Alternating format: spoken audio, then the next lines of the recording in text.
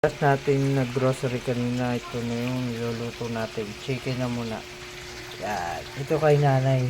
Pork ito, pork. Na kalati. Nasunod. Hindi na ako na yung okay. Pero luto naman yung pork yan.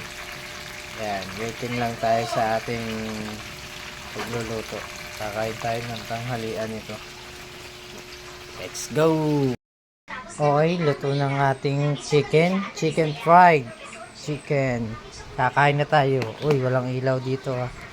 Buksan natin yung ilaw. Yun. Salamat sa iyong kapangyarihan, Ate Franz. At nabuksan mo yung ilaw. Ito. At tatawag na tayo ng mga chikiting. Nakakain na.